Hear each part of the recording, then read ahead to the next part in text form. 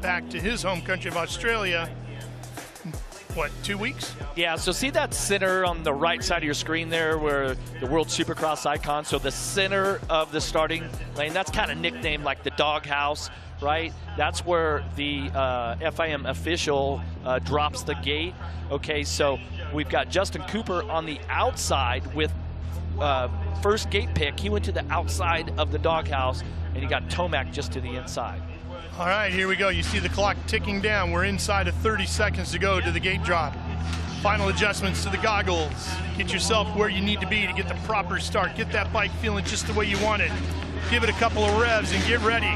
We're about to have at it here. The 30-second board about to turn sideways and exit the racetrack.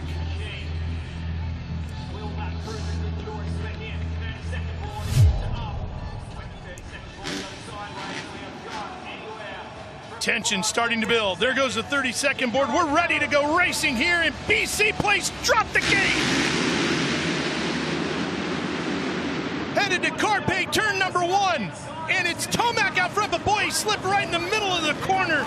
Everything broke away the rear end of the Red Bull KTM, and Anderson on the 21 comes up the inside to take away the lead. And that came from gate number 1, way inside, the safe gate, Jeff, but he pushed everybody wide, cut under, takes the lead. What a start for Ombre. Tomac back to second place as he fights hard to get there, but Vince Freese got a tremendous start.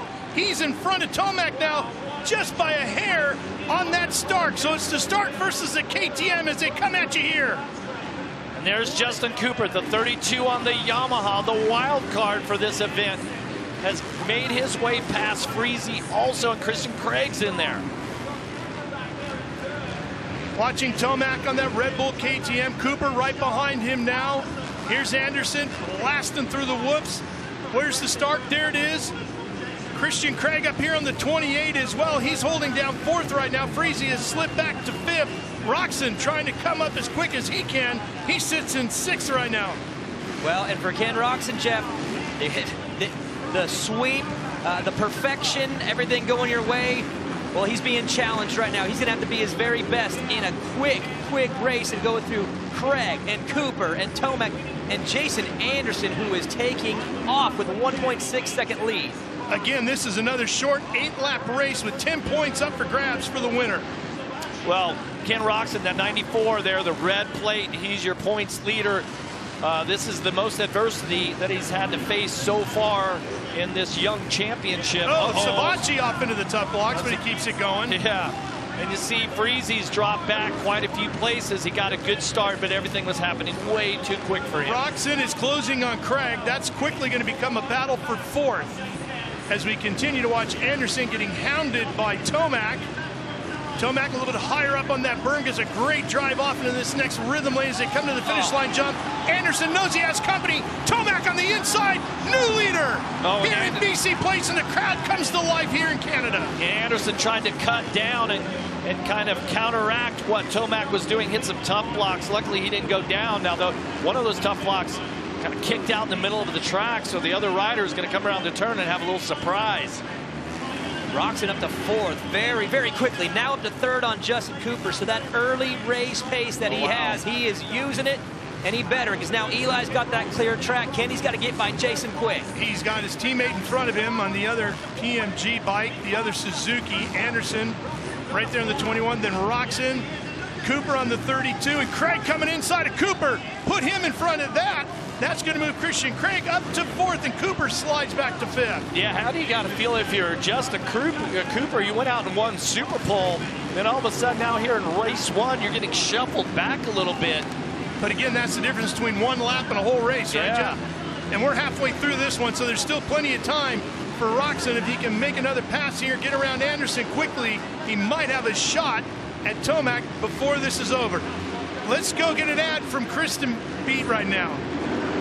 Jason Anderson with a pressure being applied by his teammate Ken Roxon. Now remember, after taking 3 months off earlier this season due to health issues, Jason Anderson is still rebuilding his conditioning. He sees the physio 4 times a week. He receives hyperbaric treatment, and now on this new bike, he's not just adapting to the chassis, but also trying to get his conditioning back. I'm curious if that will play a factor late in this race.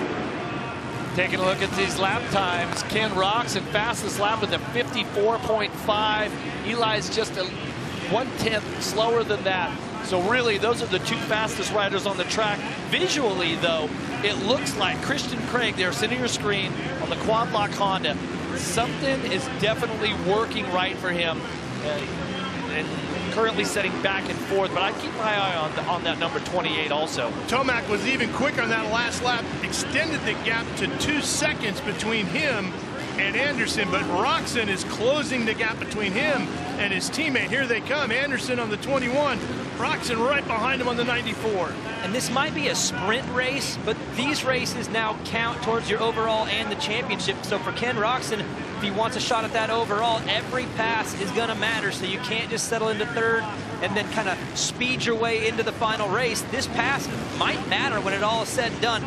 But Eli Tomac looks great. Anderson looks way better than he did a week ago, and Ken Roczen is dealing with that adversity pretty well. He's made moves, but now he's going to have to find his way around his teammate on the PMG Suzuki. All right, so where's Roczen going to get him? He has caught Anderson. He's right there looking inside to the next corner. Anderson beats him there. There's just a couple of bike lengths between the two of them. I Working like the lap 7. This one is just about done. I like the whoop section, even though Roczen is pretty quick through this tighter section at the end of the track, like right Here he here. comes. Roczen looking inside. Not enough. Not enough, no. Anderson does a good job of fending him off for now. And that's where he got Cooper, was in that corner doing that same rhythm, but Jason was a little bit further ahead. So, Jeff, maybe it's these whoops. Here we go. Here comes Tomac through those whoops. What do you guys think of how that KTM is handling for him through that tricky section? Yeah, he looks great. Yeah, Tomac is definitely dialed in. Nope, Roczen's still in third. Hey, and Anderson has cut the gap between him and Tomac by a hair. All right, let's take a look at these lap times. Tomac goes by at a 56, Anderson a 55, and Roczen a 54.9. So obviously Roczen fastest rider on the track. Now he's switching up his lines. Kenny inside. Trying to figure it out. Closer than he's been through this entire race, and we're on the final lap. Anderson's got to hold him off one more lap, and a big bobble by Roczen's going to cost him, and that might be enough for Anderson. Well, and Anderson has reeled in Tomac. He might have backed off just a little bit, but the pressure from Roczen was forcing Anderson to pick up his pace, and it's tightened up quite a bit with just a few turns to go. Back into the whoops again. Here comes Tomac. Final couple of corners. Boy, he rode that front wheel those last few, didn't he? Oh, yeah. Nice and smooth through here is the reigning world champion, Eli Tomac. Final corner, he comes to the finish line jump, and Eli Tomac lights the candles here in the Canadian GP. Anderson will hold off Ken Roczen. So Roczen, for the first time in 2025, doesn't see the checkered flag first. Well, and as I look at timing and scoring, you know what is really interesting to me? 5.4 seconds separated first and fifth. First, that's almost wheel to wheel. Great start for all of them. I mean, everybody has something positive to take away. Even Justin Cooper had the fastest lap of his moto on that last one, so it's a little bit of a turnaround after a rough 7 laps there. At least he can try to carry that into sprint race number 2. And maybe just get